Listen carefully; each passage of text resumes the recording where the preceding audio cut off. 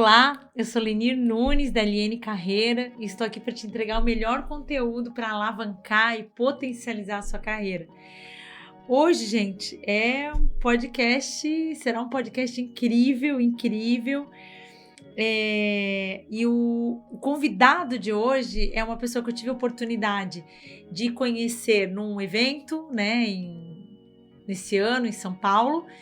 E eu tive também a oportunidade de ciceroneá-lo. Ele veio dar uma palestra aqui num evento em São Francisco e eu digo que foi a melhor carona aí que eu dei nos últimos tempos, porque eu pude anotar muitos insights. E ele é uma pessoa que domina e atua e transita muito bem no tema inovação. Então eu acredito que vai fazer muito sentido para vocês ouvir um pouco sobre o Felipe Santos, que é empreendedor de inovação aberta e transformação digital, com jornada acadêmica em administração de empresas e liderança nos Estados Unidos, design thinking, antropologia, marketing, publicidade, blockchain e educação executiva. É consultor de programas de liderança da HSM e atualização de skills para maiores empresas do mercado. Mentor e jurado de hackathons na NASA e Startup Weekends, além de idealizador de hubs de inovação e aprendizagem, passando por mais de 10 países nos últimos 10 anos. Gente, então eu vou ter a honra de dizer que eu tenho um amigo que trabalhou na NASA, né? E hoje ele vai estar aqui para falar um pouquinho sobre carreira, habilidades, mercado, como a gente encerra 2023 em tendências de mercado, né, Felipe? Como a gente começa 2024. O Felipe também, ele é casado com a Tatiane, pai da Ana Mel. Mas eu vou deixar para ele falar um pouquinho mais sobre ele, Felipe, antes de eu debulhar aqui com algumas perguntas, com algumas expectativas que eu tenho de trazer à luz aí a tua experiência, a tua trajetória. Obrigado pelo convite, parabéns pelo trabalho, obrigado a todo mundo que está nos escutando e ou assistindo, né? Legal. Então é importante a gente estar democratizando experiências, conteúdos, aquela fala antiga de que enquanto um ensina, dois aprendem, ela é muito real, a gente aprende ensinando e ensina aprendendo, né? Então o podcast tem democratizado ótimas ideias, reflexões, conversas e conexões, está aqui para contribuir, né? Nessa jornada em que nos reinventamos tanto, parar para refletir, organizar as ideias e conversar é algo muito importante a nosso favor e a gente espera agregar muito valor aí para quem está nos acompanhando. Felipe, bem feliz mesmo e uma das coisas que eu vejo, a gente até percebe que é muito teu DNA, né? Trazer inovação. E trazer esse tema de inovação, a tua fala, né, os teus projetos das quais que você se envolve, e existe um grande desafio, porque cada ano gera muita transformação, né? E talvez assim, para a gente não ser mais do mesmo, né? O que você percebeu ao longo desse ano que são tendências do mercado, principalmente no mercado brasileiro, talvez, que vão permanecer para 2024, Felipe? Olhando para carreiras, para mercado. Ótimo. E esse momento, né, fim de um ano, começo de um novo ano, independente da época em que a pessoa estiver assistindo ou ouvindo, é importante para a gente poder fazer esse consolidando o que passou e desenhando o que virá, né?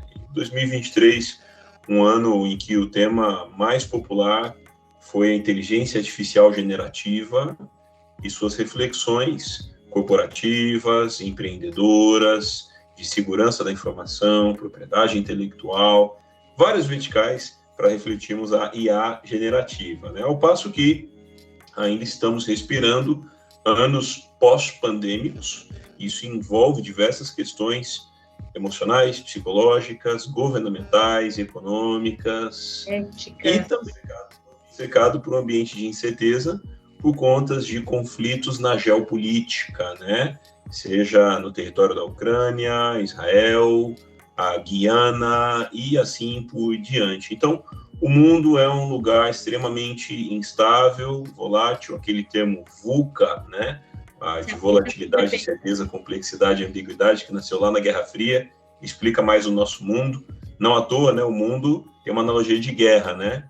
E também a lógica lá do antropólogo Jamais Cássio, né? Bunny, frágil, ansioso, não linear e incompreensível. Então, pós-pandemia, com rumores de guerras, com tecnologia exponencializada e desmaterializada também, com saúde mental em pauta, esse é o mundo que a gente respira. Então, essas temáticas fazem uma retrospectiva rápida e todas elas propõem riscos e oportunidades. Nenhuma propõe só riscos, nenhuma propõe só oportunidades sem riscos. Então, acho que esse é um dos nossos desafios. Ter sanidade mental, saber fazer a leitura do todo e se proteger e protagonizar naquilo que é cabível para a nossa realidade. Eu ouvi num evento recentemente, qual é a profissão do futuro? E a pessoa respondeu, ser humano. Né? Então, Uau. Ser humano é uma profissão, digamos assim, uma atribuição do futuro, porque tecnologia não falta, conexão não falta, informação não falta, vai faltar a humanidade. E acho que esse é um bom epicentro para a nossa reflexão aqui. Né? Porque a gente fala muito de... É tudo muito tecnologia. E quando a gente está começando a aprender alguma coisa, já mudou, já é outra, né? E aí me faz pensar um pouquinho, eu acho que ser humano, né? Como a gente perde até a nossa essência com tudo isso, né? E até, Felipe, assim, ó, olhando muitos nossos profissionais que nos ouvem, que acompanham os nossos podcasts, eles já encontraram a sua carreira, né? Lógico que no final do ano todo mundo quer botar o pé na jaca e fazer qualquer outra coisa no ano seguinte, mas a grande maioria quer manter-se atuando e competitivo e mais competitivo, né? E eu vejo, assim, uma ansiedade muito grande, da minha parte especialmente, né? Nunca é suficiente, nunca é completamente, mas como fazer a escolha do que se conecta mais com a minha carreira, com o meu trabalho, ou que habilidades, olhando para mercado de trabalho, vou dar um exemplo, né? Uma enfermeira hoje que não quero entender muito de software, né? Vai estar fadada ao fracasso. Não é a carreira, mas é a predisposição ou não para tecnologia. Mas que tecnologias hoje, Felipe, que não dá de faltar no PDI hoje do executivo ou mesmo do profissional ali que está se consolidando enquanto carreira? Isso é muito bom. A gente hoje está vendo uma convergência entre profissões tradicionais e tecnologias emergentes. E isso sempre vai gerar soluções interessantes. Desde a enfermeira, que se especializa em vendas com a filosofia de growth, por exemplo, que é vendas na nova economia, né? Ou, de repente, um advogado que se especializa em blockchain para poder trabalhar ativos, interação com o regulatório. Ou, de repente, você tem alguém na engenharia civil que trabalha com realidade aumentada para poder gerar ali a perspectiva de simulação de projetos ainda em andamento, ou agronegócio com drones e assim por diante. Então, o que o Walter Longo fala muito no cenário brasileiro, aquele encontro entre generalista e especialista, monta 3 perfis no mercado, né? Generalistas fazem gestão, especialistas aprofundam, e precisamos cada vez mais de um terceiro perfil, chamado de nexialista, né? A pessoa que faz o nexo entre generalismo e especialidade, né? E essa pessoa está cada vez melhor remunerada, cada vez mais procurada, só que a jornada de formação, né, ela não é tão clara, não é tão previsível, né, até porque o mundo vai mudando. Então, antigamente, a gente tinha um modelo, né, Neni, um modelo de corrida de 100 metros, né, a gente corria até o diploma, o ingresso numa corporação, num ramo de mercado, e dali as coisas se tornavam um pouco mais previsíveis. A pandemia atrapalhou muito nossa questão de previsibilidade, né? E, obviamente, carreira também sofre com isso.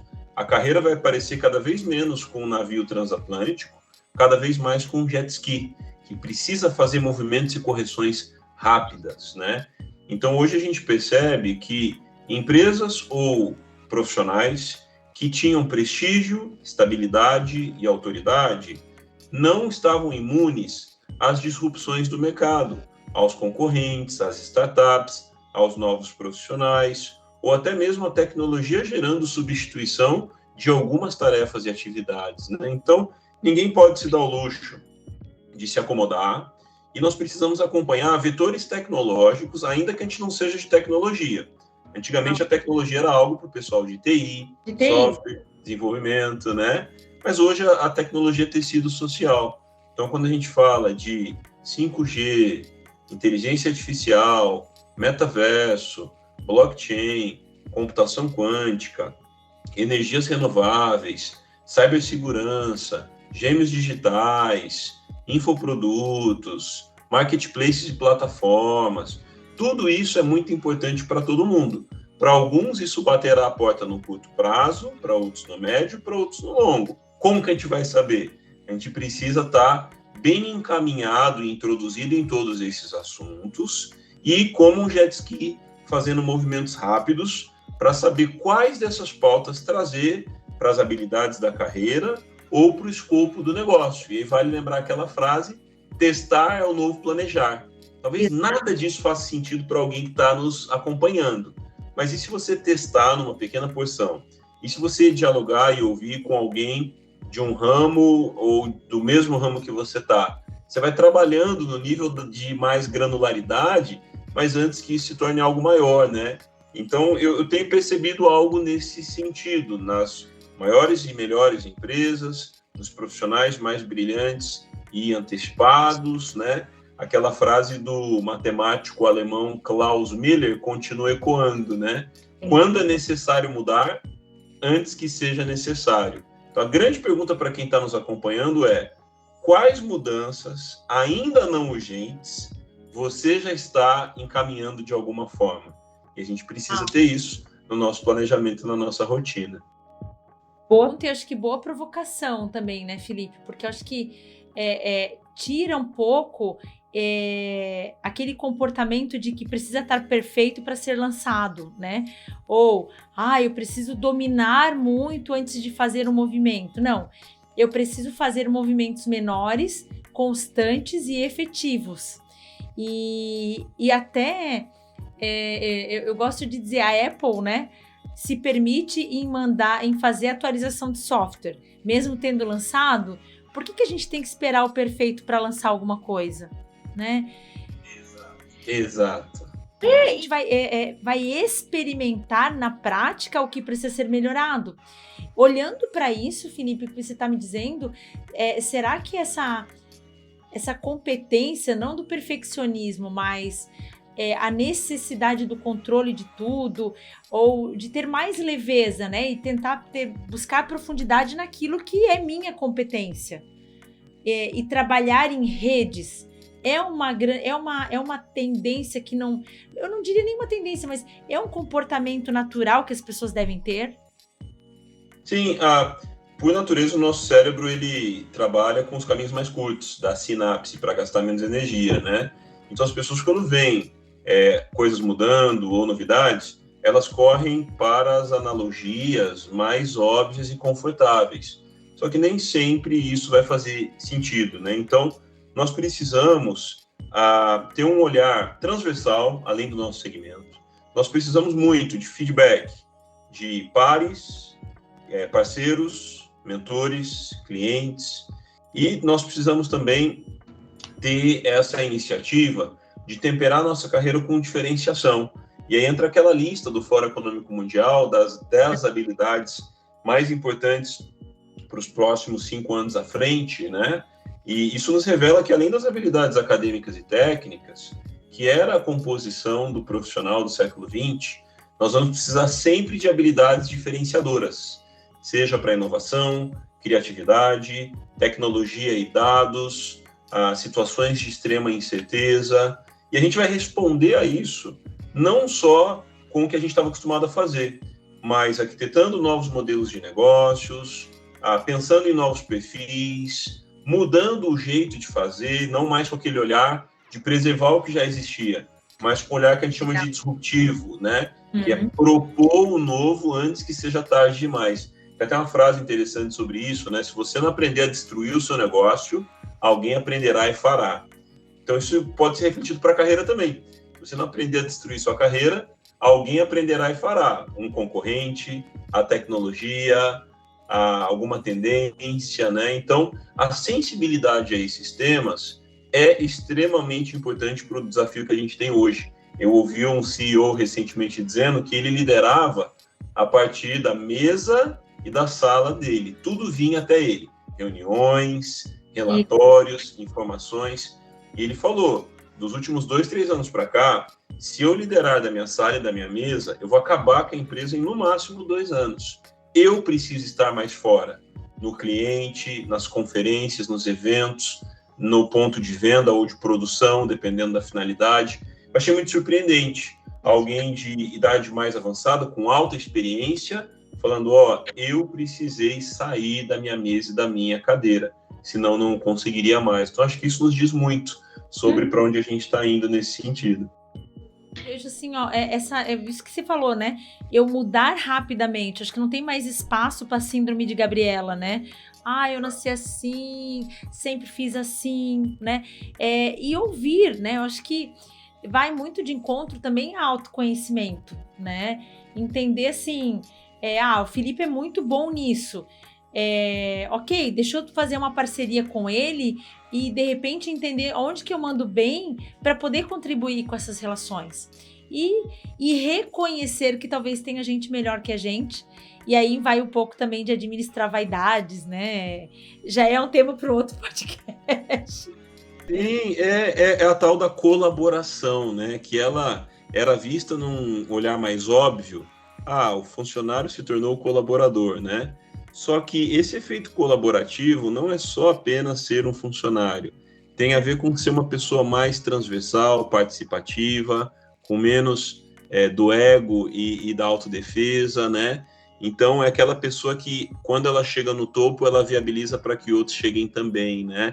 Não é a pessoa do paradigma do poder, é a pessoa do paradigma do empoderamento. Ela não quer ser poderosa, ela quer democratizar poder para outras pessoas performarem seu pleno potencial, vocação, propósito, né? É um olhar mais altruísta, possível, e que a gente precisa encontrar um caminho para isso. Depende muito do momento de carreira da pessoa também, né? Na Potência School, minha startup de educação, a gente tem um modelo de estágios de carreira, a gente chama de ciclos de reinvenção, inclusive é a base de um livro que eu estou escrevendo. A pessoa passa na carreira por operacional, executivo, empreendedor, equity e legado. Então, operacional, chão de fábrica, cargo de início, estágio, menor aprendiz, cargo temporário. Executivo, aquela pessoa que já desenvolveu um pouco mais de confiança, respeito, autonomia. História maior, né? Isso, e ela consegue liderar pessoas, orçamentos, unidades, expedientes e assim por diante. Empreendedor, é aquela pessoa que ela não tem a remuneração pela hora. Ela criou um modelo de negócio que trabalha por ela. A gente não pode confundir o empreendedor com autônomo ou consultor. O Robert Kiyosaki tem uma frase, se você não pode ficar longe da sua empresa, você não tem uma empresa, você tem um emprego, né? Então, um modelo de negócio em que eu posso me ausentar por 3 dias, 7 dias, talvez 30, e o modelo de negócio com a equipe continua rodando, uma baita provocação. Aí, no penúltimo, a gente tem a equity, né?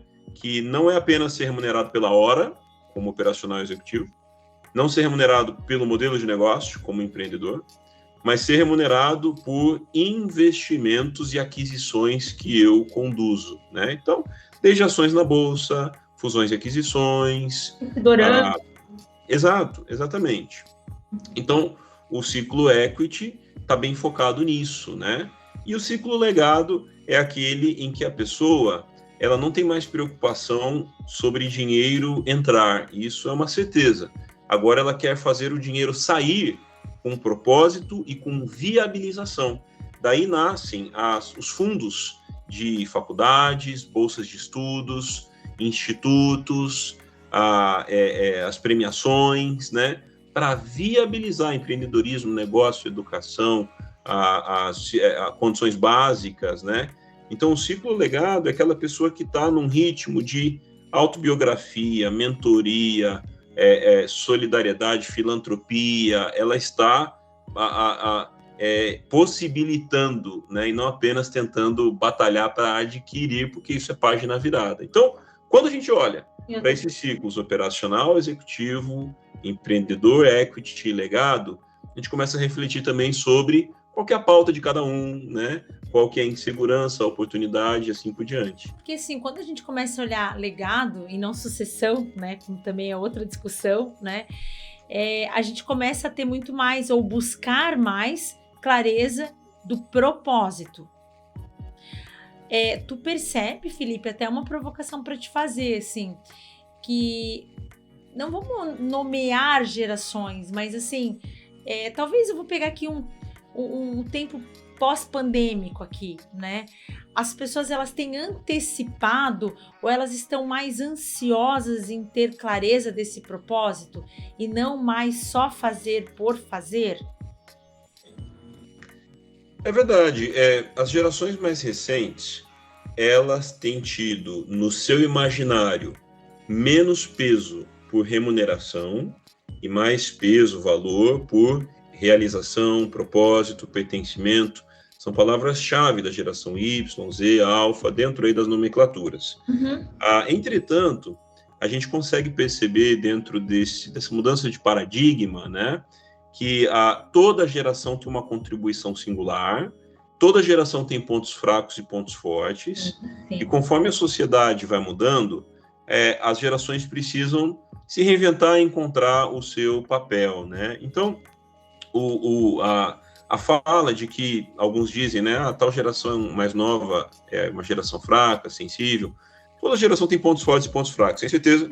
Não é esse... Depois da Primeira Guerra Mundial, o pessoal achou a geração seguinte fraca. Depois da Segunda Guerra, acharam a geração seguinte fraca. Pós-pandêmico, sem dúvida, também até alguns chamam a nova geração de geração cristal, alta transparência e alta fragilidade, né? Tem uma teoria sobre isso.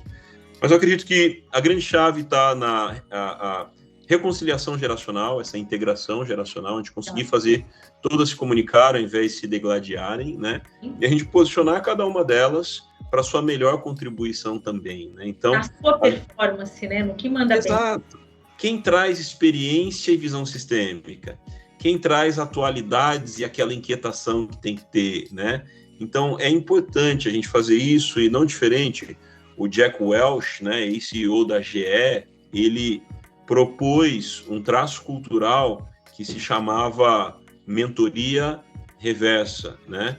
E ali, os mais antigos de casa e com mais idade precisavam, dentro do seu plano de desenvolvimento, apresentar ticar isso na checklist, né? De se reunir e conversar, ouvindo alguém novo de casa e novo de idade também, né? Porque o contrário já era mandatário.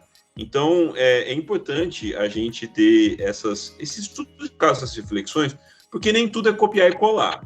Mas o poder da gente refletir sobre isso e personalizar para um contexto é muito legal. Pode surgir algo até maior do que a gente viu no estudo de caso, né?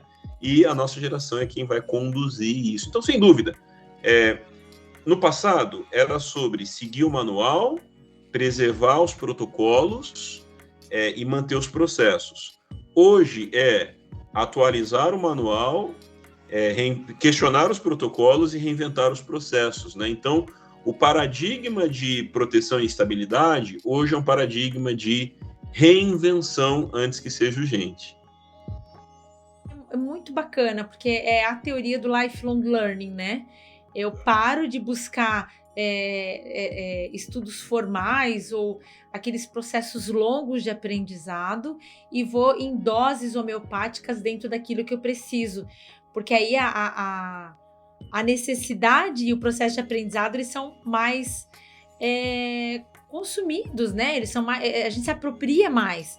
É engraçado que quando a gente vai para a escola tradicional, né, Felipe, a gente fica assim, escolhendo as disciplinas que a gente se identifica e odiando as demais, né? Quando a gente pode escolher aquilo que a gente quer aprender, às vezes a gente tira. Eu, particularmente, estou fazendo uma formação que eu compartilhei contigo e eu reservo o meu domingo de manhã para estudar, né? E por quê? primeiro que eu não preciso do diploma para absolutamente nada, mas esse processo de aprendizado para mim é importante. Então, quando eu entendo que o processo de aprendizado ele é importante, ele te agrega para tua carreira e para tua vida, ele se torna mais natural, né?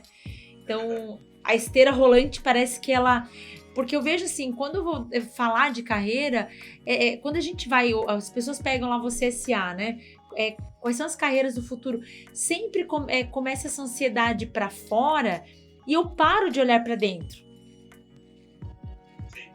Sim. Eu vejo as pessoas assim, e aí, Lenir? Quando a gente vai fazer uma análise comportamental, mas qual é o perfil bom? Não existe perfil bom, existe o teu perfil e a tua predisposição, né? Que carreira é legal? A tua carreira pode ser legal e ser reinventada, né? A gente tem falado sobre esse remix profissional, né? Antigamente a pessoa fazia uma carreira de 40 anos na mesma empresa com a mesma função, e isso era definição de sucesso. Qualquer instabilidade ou alternância podia significar fraqueza ou fracasso, né?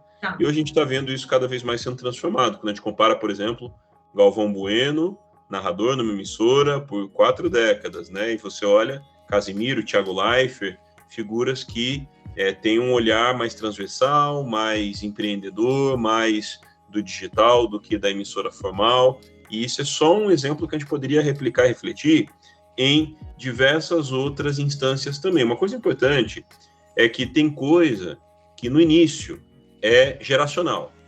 Os mais novos estão agindo desse jeito. Daqui a pouco essas características se tornam contemporâneas. Então hoje, características da geração Alfa, Z, daqui a muito pouco a gente vai ver pessoas de maior maturidade ou com mais idade que vão estar se comportando assim também. Porque novos comportamentos muitas vezes entram na sociedade pelas gerações emergentes, mas depois eles se tornam contemporâneos. E aí, como você muito bem disse sobre o tal do propósito, essa é uma reflexão que antes era papo de geração Y. Hoje, você vê Brené Brown e outros falando sobre isso também, e já virou algo contemporâneo, né? Então, a grande questão é, as pessoas mais do que nunca querem ter saúde mental, pertencimento, previsibilidade financeira, ou pelo menos mais protagonismo, e abrindo um parênteses, é mais sobre... É menos sobre mereço ganhar mais e mais sobre posso produzir mais. As pessoas estão parando de perguntar, eu quero ganhar mais, eu mereço ganhar mais. Tá, mas pode ser que isso não aconteça. Agora, quando você entende que você pode produzir, gerar mais, aí não é uma estrutura que vai te remunerar, é um modelo de negócio. Aí entra a virada de ciclo, do ciclo executivo para o ciclo empreendedor. E essas mudanças estão acontecendo enquanto a gente está falando aqui, né? No gancho, Felipe, eu posso ter múltiplas carreiras também, né? Quando eu olho... Exatamente. Eu posso ser um psicólogo concursado, trabalhando num projeto e ter outras formas de ganho, né? Às vezes as pessoas têm só essa ideia, eu só posso ir para esse caminho. Eu posso ter múltiplas possibilidades. É que alguns imaginam assim, eu não dou conta nem do que eu faço em 8 horas, como é que eu vou pensar em múltiplas carreiras? Mas é possível. E aí fica uma reflexão, uma recomendação, melhor dizendo, para quem está nos acompanhando. Tem um documentário no Netflix chamado Quanto Tempo o Tempo Tem. E ali eles falam sobre a velocidade das mudanças e tem muitos comentários do filósofo italiano recém-falecido Domenico De Masi, né? E ele fala ali que a gente vivia num mundo em que a gente tinha o costume, né, de uma idade para estudar, uma idade para trabalhar e uma idade para desfrutar, falando da aposentadoria. E na era pós-industrial, digital, talvez essas medidas de tempo não façam tanto sentido assim mais.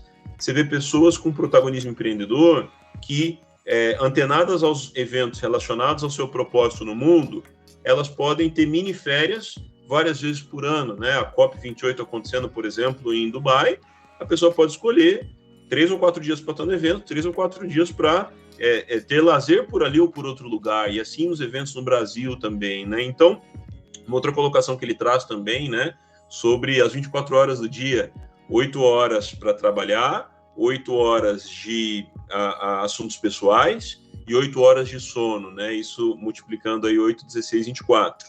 Isso também não faz tanto sentido assim mais hoje. Claro, 8 horas de sono é uma batalha para isso, né? Porque o ser humano continua precisando disso, uma tecnologia que mude essencialmente isso, né? Pelo menos não vimos ainda.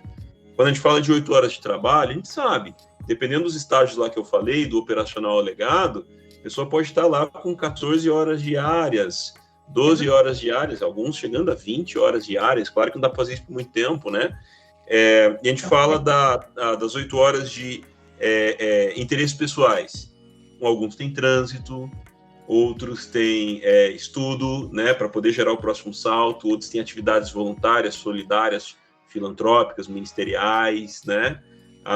E quando a gente fala dessa divisão, pode não fazer tanto sentido, tanto que o Tim Ferriss foi aclamado pelo livro que ele escreveu, fez muito sucesso 2 décadas atrás, a Semana de Trabalho de 4 Horas, né? Exato. Claro, é muito mais sobre provocação do que matemática e ipsis literis, mas que já vinha anunciando isso que a gente está vendo na prática. E muita gente nadando de braçada com isso hoje. É extremamente interessante.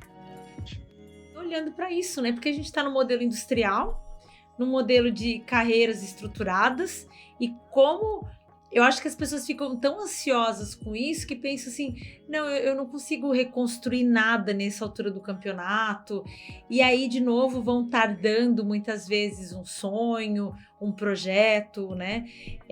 Mas eu acho que vem muito a calhar essa reflexão de final de ano, né?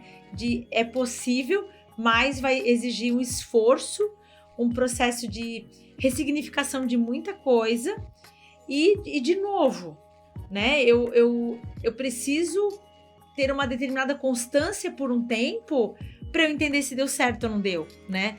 E aí, às vezes, o imediatismo não permite que as pessoas façam isso, né? A ausência de planejamento, um planejamento prévio, alguma ideia prévia, não fazejamento de cara, né, Felipe?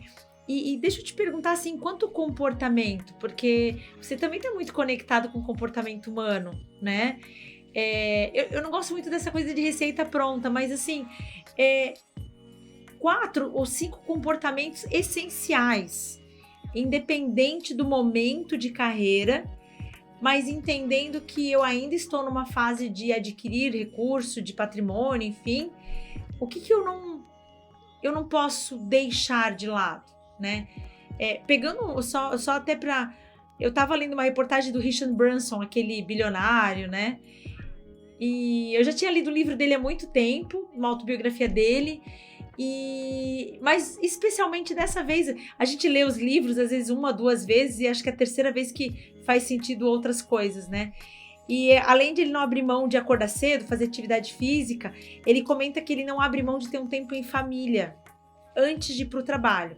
E até ele alega, né, que o tempo em família melhora a produtividade dele, né? Quando eu vejo isso, eu vejo, cara, é propósito. Tá conectado com o propósito dele já, né? Mas isso exige principalmente administração de tempo, né?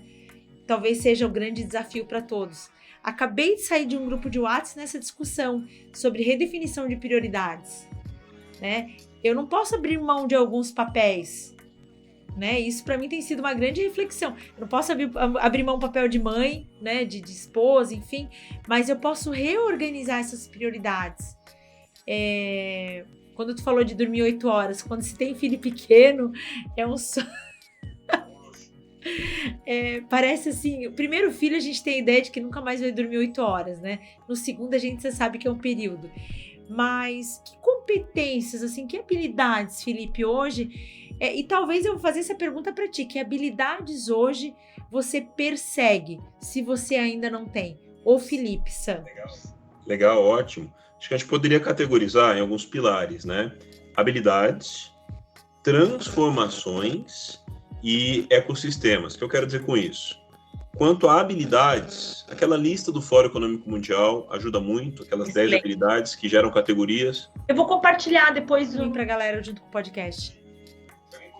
Se alguém colocar no Google Imagens, habilidades 2025, vai vir exatamente essa lista, né? E ali você tem habilidades de solução de problemas complexos, de autogerenciamento e aprendizagem, liderar pessoas e tecnologia, né? Até porque a gente tem desenvolvedor de tecnologia e a gente tem consumidor de tecnologia. Só que um dos papéis mais importantes é o empreendedor com tecnologia. E demora para a gente entender isso. Porque a gente se esquiva muito. Não sou de desenvolvimento, mas também não sou tanto cliente. E a gente precisa empreender com a tecnologia ao nosso favor, gerando diferenciação para o negócio, né? Então, as habilidades, acho que o Fórum Econômico Mundial trata muito bem de elencar essas possibilidades. O outro eixo, transformações, né? A gente está vendo hoje transformações transversais acontecendo. A transformação digital, porque a era digital foi reconhecida no seu ápice em 2016, e a era pós-digital deve chegar em 2025, duas revoluções do trabalho diferentes, a quarta e a quinta revolução industrial, né? Em cima dessas duas aí. A gente está tendo transformação geracional, falamos um pouquinho aqui, né? Das gerações e o papel dessa convergência, que é extremamente importante, essa reconciliação. A gente está tendo transformação cultural. Muitas empresas não estão falando só de liderança e de modelo de negócio, estratégia, mas de cultura. Atendo muitas empresas que estão com projetos vigentes de transformação de cultura, evolução de cultura. Isso é extremamente importante, né? A gente está tendo também transformação tecnológica, né? Muita gente está tendo que trocar equipamento, tem coisa obsoleta, tem que aprender a dominar, tem que comprar licenças e softwares, como a gente está vendo aí, muito da inteligência artificial generativa, né? E a gente também tem uma transformação do nosso comportamento, né? Por quê? Às vezes a gente sabe ser exigente como cliente, mas às vezes a gente não transportou essa exigência para quando a gente senta na cadeira produtiva e propõe valor. Então, ó, tem gente que sem Netflix, Uber, Airbnb, Spotify, iFood, Nubank ou seus concorrentes diretos, tem gente que sem essas soluções não conseguiria viver tão bem mais. Eu sou uma dessas pessoas, porque são facilidades do século XXI. Sim, sim. Só que, quando a gente vai propor valor, a gente consegue migrar, importar as mesmas coisas que fazem diferença para nós como clientes na nossa hora de gerar valor. Então, às vezes, eu vejo muita gente que navega uma boa experiência do usuário no Spotify, por exemplo. Mas quando a pessoa senta para tocar a empresa dela, a experiência do usuário é péssima.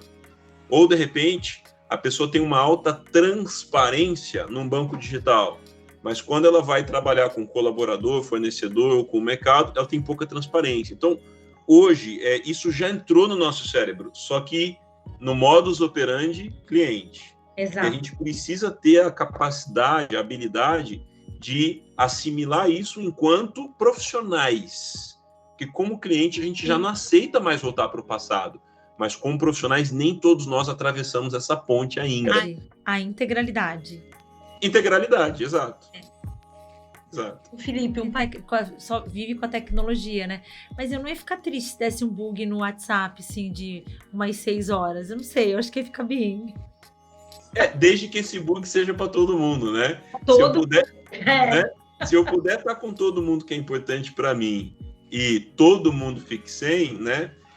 E acho que o que gera ansiedade, né, Leni, é que antigamente a gente tinha que entrar na internet para acessar um e-mail e ficar sabendo de algo, né?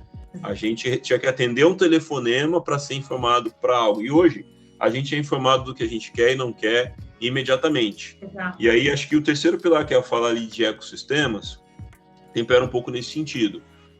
Tem gente que tem um networking, que é interagir com alguém que possa te gerar valor comercial.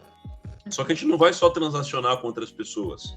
A gente vai aprender, ensinar e a gente vai descobrir oportunidade para o outro que às vezes não é nem para a gente. Isso transcende o networking. Isso já é a lógica de ecossistema, né? E quando a gente fala de ecossistemas, alguns chamam de bolha, eu prefiro chamar de ecossistema porque é algo mais vivo, né? Bolha dá um ar de sufocamento. Nós precisamos transitar em instâncias diferentes para a gente tirar aprendizados diferentes. Então, por exemplo, alguém que é do industrial vai participar de um evento do digital, pode voltar com percepções que ninguém no industrial está vendo. Exato. Alguém, de repente, que é do financeiro, vai lá para o encontro de economia criativa, pode, e assim, e mão dupla para essas coisas, né?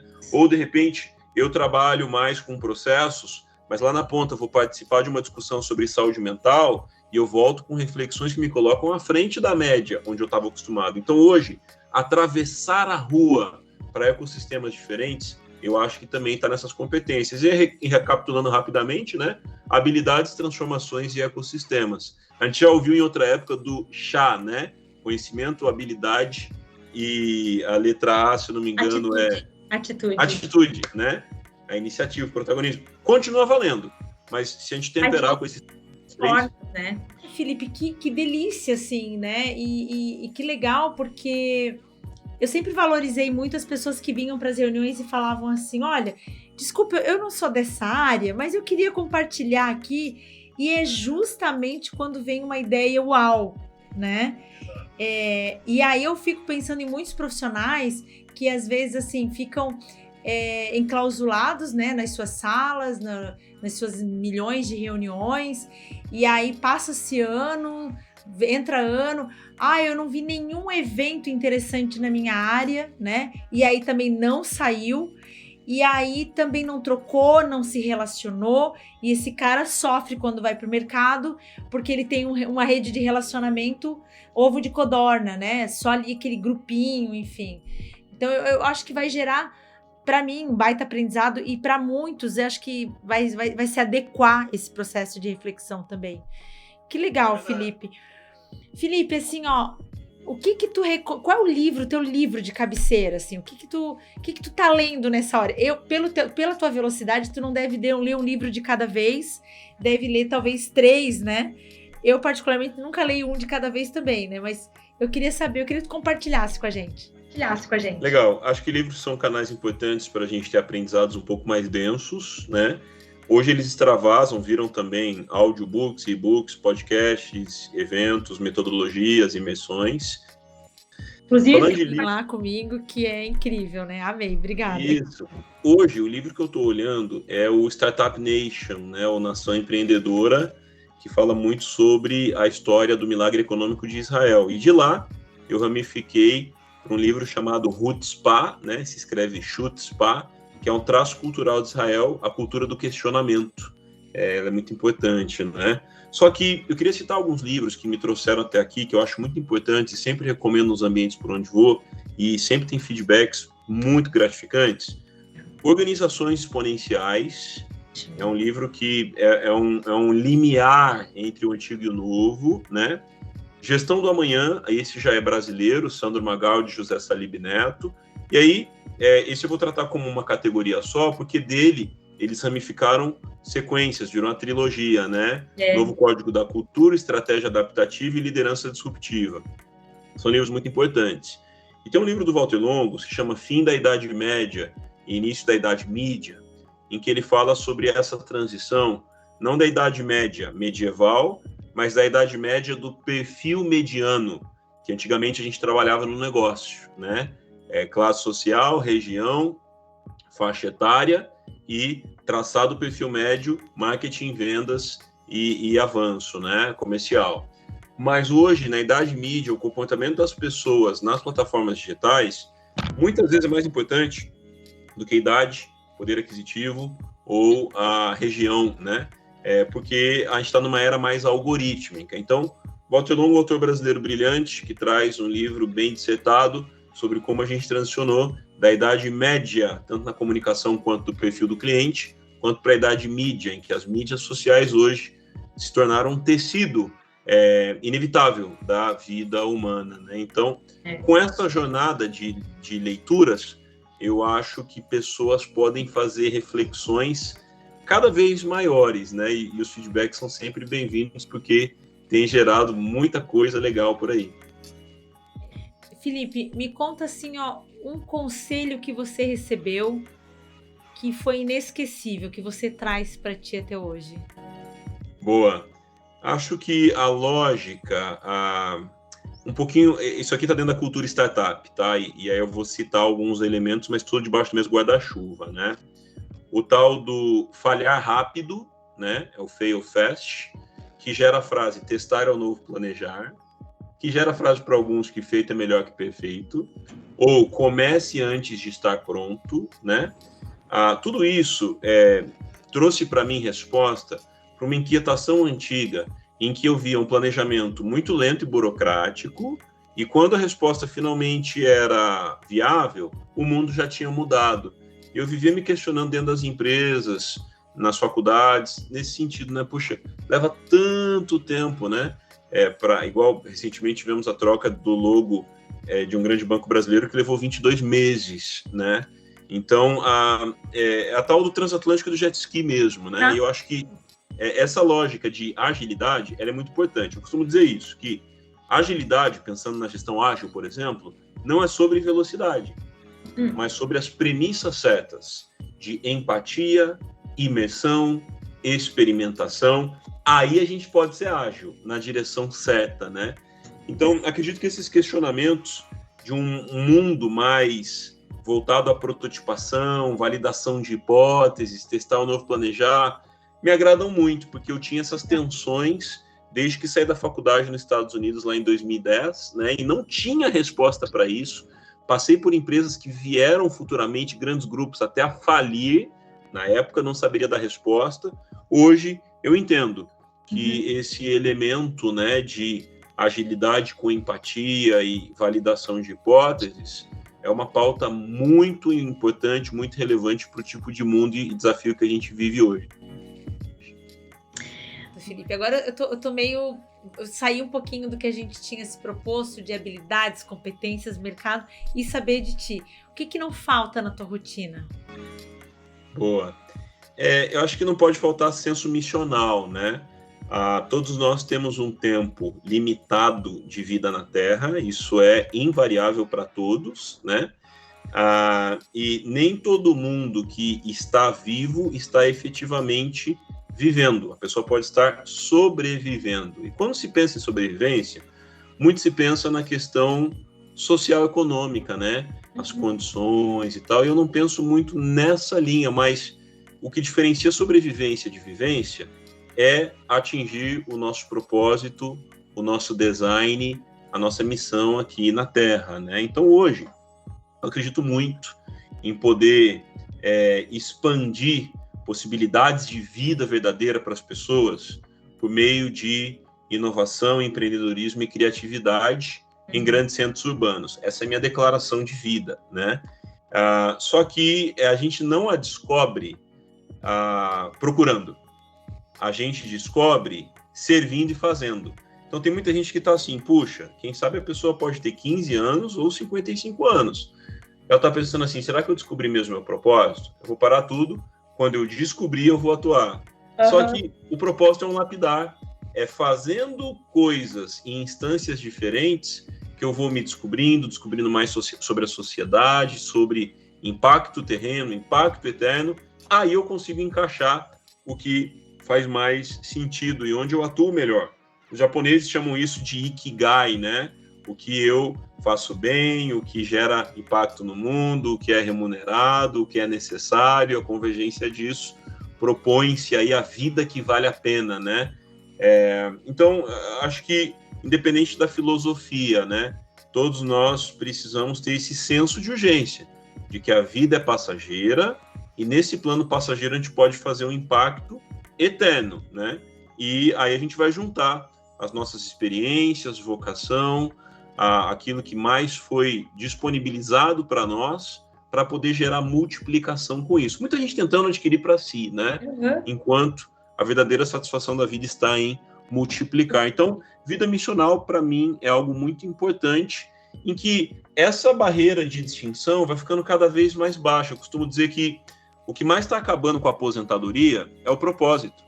Porque quem descobre propósito não quer se aposentar. Ao contrário, a pessoa fala, poxa, eu estou viva, eu tenho gás e quero continuar fazendo, claro que em níveis maiores, né? Então, acho que esse pensamento de que o nosso propósito, a nossa missão, navega aí acima do temporal e terreno, é muito importante, né? O que eu vou fazer, eu costumo dizer que a diferença entre herança e legado é que herança é o que eu deixo para as pessoas e legado é o que eu deixo nas pessoas.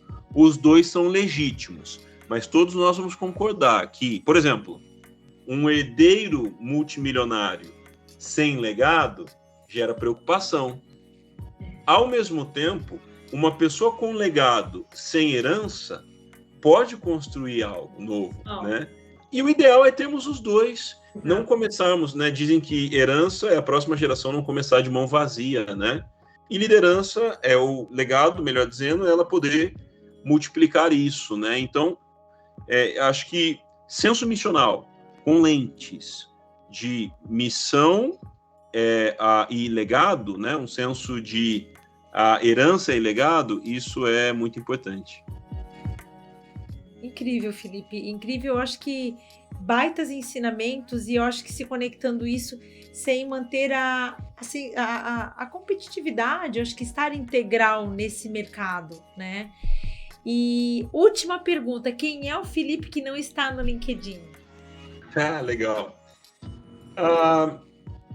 Uma das raízes que eu encontrei para minha identidade, e da identidade isso gera missão, né? O ser possibilita o fazer, né? Eu acredito que a base do ser humano é entender o papel que ninguém vai poder evitar de ser, que é ser filho ou ser filha, né? Nem todo mundo vai ser pai no planeta Terra, infelizmente. Uma bênção para muitos, mas não para todos, sabemos disso. Só que todo mundo foi filho de alguém. Então, e se a gente, para os questionadores de plantão, será que alguém já questionou isso? Por que ninguém no mundo pode evitar de ser filho? Não é verdade? E ser filho é a atribuição de treinamento, né? E uma vez eu me lembro, um amigo me falando que ele via em mim um bom filho. Ele falou, quem é bom filho pode potencialmente ser bom profissional, bom líder, bom marido, bom amigo, né, bom cidadão, porque quem treina em ser bom filho pode se tornar bom em tudo. E eu lembro dessas palavras até hoje, né? E legal, né? Um feedback espontâneo de alguém, né? Um amigo e tal. E eu acabei trazendo isso para a vida, né? Eu acredito que o contrário de ser filho não é necessariamente a orfandade biológica que alguns podem viver, infelizmente, fatalmente. Sim. Mas a orfandade existencial, a orfandade espiritual, a orfandade transcendental e eterna, né? De pessoas que, por conta dessa dor, dessa mágoa, vão acabar buscando resposta na ambição desenfreada de carreira, até mesmo com comportamentos terríveis no trabalho, ou com a ostentação, que, na minha opinião, é a tentativa de preencher um buraco, aumentando esse buraco, né? Ou em relacionamentos afetivos, ou em ideologias, filosofias, religiões e assim por diante, né? Então, acredito que essa plenitude, né, de ser filho na perspectiva confessional, para eu que acredito em Deus, um único Deus, né, ser filho de Deus é essa atribuição básica, que é o solo que nos treina para tudo na vida. Até por isso é inevitável receber a atribuição de ser filho. Por último, eu diria que a atribuição de ser filho não é necessariamente a aprovação de ser filho, não é verdade? Sim. Então, eu acho que todos nós temos a oportunidade de sermos aprovados enquanto filhos, né? Independente da idade, de repente alguém acertou isso nos primeiros anos de vida, outros têm algumas conversas, reconciliações e pendências para zerar. Mas, sem dúvida nenhuma, isso traz um bem enorme para o nosso existencial, identidade, saúde mental, paz interior e para como a gente vai produzir na vida a partir disso. Tanto que é engraçado, se a gente for assistir os filmes mais recentes, dos últimos 20, 30 anos, eles retratam normalmente os vilões com crises de paternidade ou maternidade, né? Exato. Na hora que revela ali o antagonista, o vilão, os principais autores escolheram, sem combinar, essa mesma crise, né?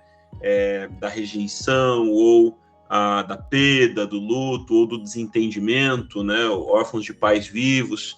Então, eu acredito muito nisso, sabe? E quando essas lentes aterrissam para a gente começa a perceber no ambiente da sociedade, do trabalho, como isso faz falta para as pessoas, tanta gente brilhante na técnica, no intelecto, no conhecimento, né?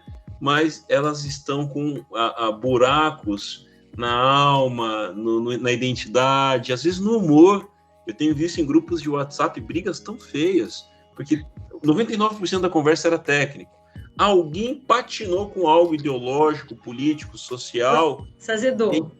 Pessoas já querem cancelar aquela pessoa eternamente. Calma, gente. A maioria aqui fluiu bem. Vamos ali ter uma conversa e ver se a gente consegue continuar vivendo. Por quê? Se a gente não conseguir viver num grupo de WhatsApp, fatalmente a gente não vai conseguir conviver na sociedade, né? Então, eu acredito nisso. O Felipe é filho, né? E em cima dessa base dá para construir amigo, pai, consultor, empreendedor de inovação aberta, profissional. Mas sem essa base, tudo está a perder, né? Não quer dizer que todo mundo tenha que concordar com o que eu estou falando, mas é inevitável falar disso ao contar sobre a minha jornada, superações, desafios e vitórias também. Felipe, que presente, né? Que presentão, assim, a tua entrega, a tua contribuição e principalmente, eu acho que assim, as pessoas a partir desse podcast, elas vão te seguir no Insta, vão te seguir, vão querer saber o que você faz, né? Até deixa eu te falar, como é que eu te acho no Insta, como é que eu te acho no LinkedIn? Legal. Meu nome é um pouco genérico, Felipe Santos. No LinkedIn fica um pouco mais fácil colocar o nome da minha startup. Então, Felipe Santos Potência, Felipe com I depois do F, com E somente no final. Felipe Santos Potência fica mais fácil. No Instagram, eu estou como Felipe Santos BR, tudo junto, né? Nas outras redes, tenho menos presença, mas ainda quero resolver um pouco mais isso. Eu acredito numa comunicação que se chama de omnichannel, né? Isso contempla Twitter, TikTok, canal no YouTube, podcast próprio, né? E para mim um privilégio, uma inspiração estar aqui no podcast que você protagoniza com constância e excelência há tanto tempo, né? É um desejo, algo que eu quero também poder proporcionar, né? Dentro da tal podosfera que o pessoal chama, né? Esse universo de podcasts. Então, nessas redes eu estou sempre compartilhando e recompartilhando e meio que o meu teor hoje, isso pode mudar e deve. O meu teor hoje com rede social meio que é diário de bordo, né? Eu vou compartilhando sobre lugares por onde eu passo, né? Experiências legais e tal. Mas creio que a criação de conteúdo é um dos pilares para profissionais de todos os âmbitos. Um exemplo, eu posso ter um gerente de banco, PJ, que só cuida do transacional. Ou eu posso ter um gerente de banco que as novidades qualificadas que chegam para ele, ele põe no LinkedIn. Ele fala, tem um edital compatível com a sua atuação. Tem uma linha de crédito a juro baixo para impulsionar, entendeu? Então, o gerente de banco PJ, que se torna um creator, né, um criador de conteúdo em qualquer rede, está à frente dos outros, por não somente cuidar do arroz com feijão transacional, mas democratizar seus acessos, né? E todo mundo está percebendo isso. Ele não vai gerar remuneração mais alta de imediato, mas no longo prazo, essa pessoa vai ter muito mais possibilidades e vai agregar ainda mais para a sociedade, né? Então, acredito nisso. A rede social como tem gente que usa mais por coisas familiares, tem até o cadeadinho, outros como diário de bordo, onde eu fui, vem comigo, mas acho que o principal mesmo é a gente entender que todos nós herdamos e ganhamos uma emissora multimídia, global, gratuita, ao vermos o advento das redes sociais, né? Então vamos junto, melhorar nisso aí, trocar experiências aí, estamos no mesmo barco e no mesmo oceano. Deu pé para 2024 a gente fazer mais um bate-papo. Importante. Obrigada demais, Felipe, gratidão imensa, né? O nosso podcast vai ficar disponível tanto no Spotify da LN, quanto no nosso YouTube também. E obrigada, gratidão imensa mesmo pela tua disponibilidade, encaixar esse tempinho, né? Começou a semana com podcast, está terminando com podcast, né? De fato, é muito contributivo mesmo. E não só gerar reflexões, ficar no campo da comoção, mas sair com um checklist, né? Como eu saí daquela carona, né? Já saí ali com um checklist. Acho que a gente materializar e experimentar, né? Experimentar isso aqui funciona, isso aqui não funciona, mas com dados e fatos, não só com o que eu acho, né? Então, quero te agradecer. Obrigada. Que Deus aí abençoe a tua vida e através da tua vida muita gente. Obrigada. Eu que agradeço. Continue sendo sal e luz aí. Parabéns pelo trabalho, pelas milhares de empresas e executivos atendidos, desenvolvidos e beneficiados pela qualidade do que você oferece. Espero que essa mensagem possa ecoar, né? E para quem estiver nos ouvindo, se você tiver o desejo, um dever de casa, eu diria que é isso, né? De democratizar inovação, transformação, a inquietação do jeito certo. não a inquietação que leva à ansiedade, roer unha, ou coisas do tipo, mas a inquietação que nos leva a questionar com um olhar de pertencimento, com uma missão de agregar valor, né? A inovação ela acontece primeiro pessoalmente, no individual, para depois acontecer no coletivo. Então, vamos continuar gerando valor para a sociedade, inovando juntos. Muito obrigado e um grande abraço.